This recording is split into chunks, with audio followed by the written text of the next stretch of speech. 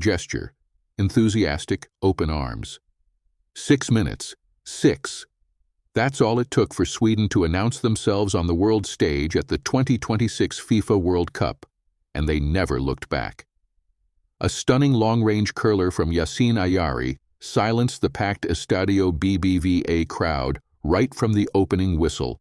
By the time Viktor Gyökeres put the final nail in the coffin in the 59th minute, Sweden had delivered one of the most commanding group stage performances we've seen yet. Group F, Sweden own it now. But the real question is, can anyone in this tournament stop this attack? Welcome to SoccerVault. I'm breaking down one of the most complete team performances we've seen in the opening days of this World Cup. Sweden 3-1 Tunisia. Grab a seat because this one had drama, brilliance, and a tactical battle that was far more fascinating than the scoreline suggests. Gesture, point forward emphatically. Let's set the scene. Group F, on paper, is a genuine group of death. You've got the Netherlands, Japan, Sweden, and Tunisia all scrapping for just 2 knockout spots. This was match day 1 for Group F, taking place in Monterrey, Mexico on a steaming hot Sunday night. And the stakes could not have been higher. Sweden arrived in Monterrey as clear favorites, armed with one of the most dangerous striking partnerships in international football. Alexander Isak, arguably the most clinical finisher in Europe after a breathtaking Premier League campaign, was the obvious danger man. But Viktor Gyökeres wasn't far behind. These two together? Genuinely terrifying for any defender. Tunisia? Absolutely not a pushover. Coach Jalel Kadri had them set up beautifully. Compact shape, deep defensive block, ready to absorb pressure and counter at speed. Hannibal Mejbri was tasked with driving them forward from central midfield, pulling the strings. For over half an hour, Tunisia's plan looked like it might just work. Then Sweden shifted into a higher gear, and everything changed. Gesture, fist pump. Let's talk about that opening goal because I cannot stop watching it. 6 minutes in, bang. Yasin Ayari picks up the ball 30 yards from goal, takes one touch to set his body, looks up, and curls it, magnificently, into the top right corner. The goalkeeper did not move. Could not move. That ball was already in the net before he even processed what was happening. That is a goal of the tournament contender right there, in the 6th minute, in a World Cup debut performance. Gesture, count on fingers. Sweden's approach in those opening 20 minutes was absolutely suffocating. They pressed high and hard, won the ball back in dangerous areas repeatedly, and played sharp, incisive one-touch football through Tunisia's defensive lines.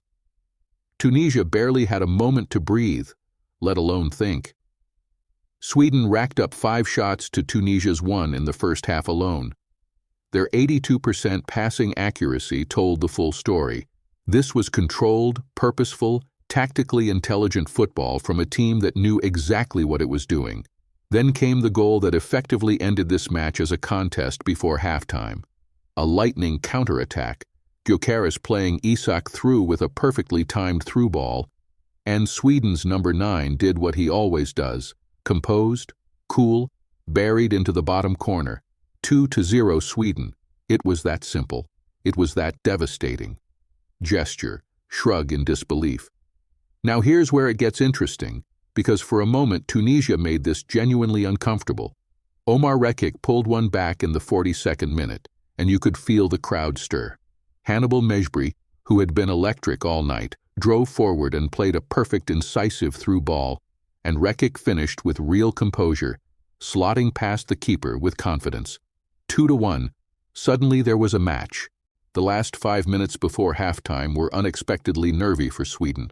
Tunisia started believing. There were half chances, bodies in behind. The Monterrey crowd, clearly Tunisian friendly, was loud. You could see Swedish defenders glancing at each other.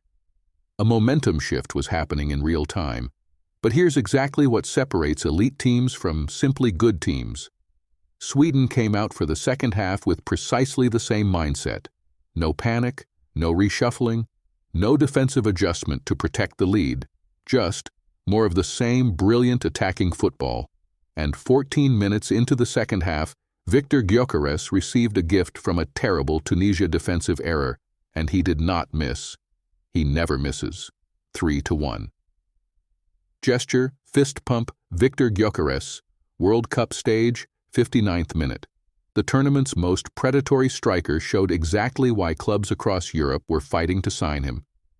After what he did for Sporting CP this season, over 40 goals in all competitions, carrying that form onto the biggest stage in football was a statement. He barely had to break stride. Ball arrives, shot, net, match over. Gesture, lean forward, serious. Here's my hot take, and I know some of you are going to disagree with me on this. Tunisia is not a bad team. Let me be very clear about that. Their defensive structure was smart, their shape was compact, and Hannibal Mejbri is genuinely one of the most exciting young central midfielders at this entire tournament. He was brilliant on the night, even in a losing cause. Gesture, waved dismissively. The problem is this: they gave Sweden a gift with that catastrophic defensive error that led directly to Gyokeres' third goal. You cannot do that against a striker in this form. One mistake, one lapse in concentration, and it's 3-1 and the match is done.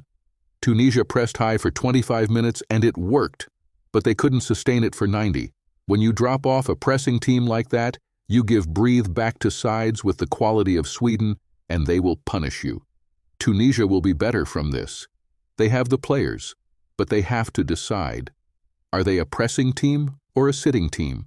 Because right now they're trying to be both, and against elite opposition, that indecision costs goals.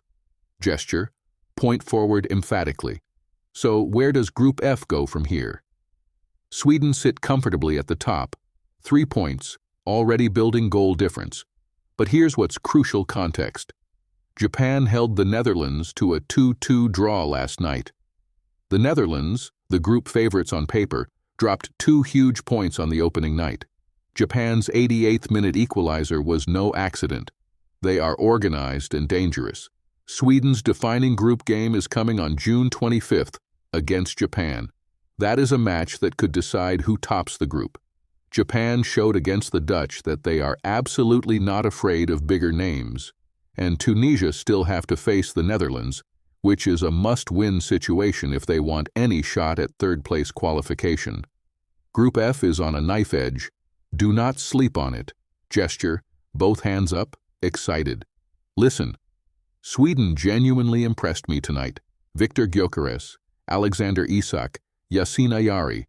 This attacking trio is something special. They move the ball quickly, press intelligently, and take their chances with ruthless efficiency. If this group stays fit and keeps finding that clinical edge, they can go very, very deep in this tournament.